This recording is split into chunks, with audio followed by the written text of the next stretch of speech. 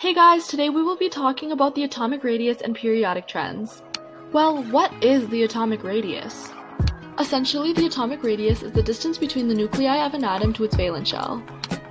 So you may be wondering, how do we find the atomic radius? Since electrons are in constant motion, it makes it difficult to calculate the radius using one atom. So we must measure the distance between the nuclei of two identical atoms and dividing by 2. The formula we use is radius equals d divided by 2. In addition, we use picometers as units.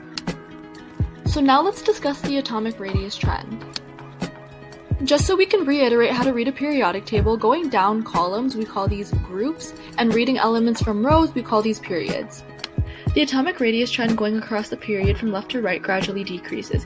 Even though there's a persistent amount of electrons increasing, the number of protons will increase as well.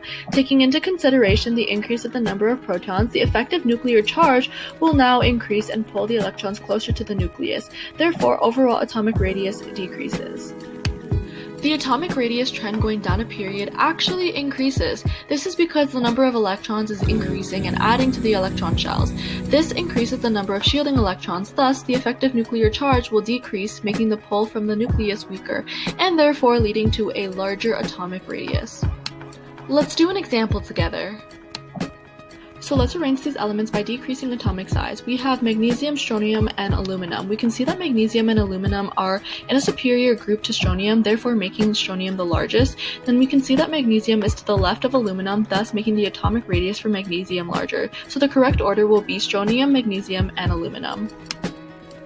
So let's recap this lesson. So now we know going down a group the atomic radius increases since the number of shielding electrons increases, consequently making the ENC weaker. Going across the group the atomic radius decreases. Because of the increasing number of protons, this will cause the ENC to be stronger and pulling the outer shells closer together.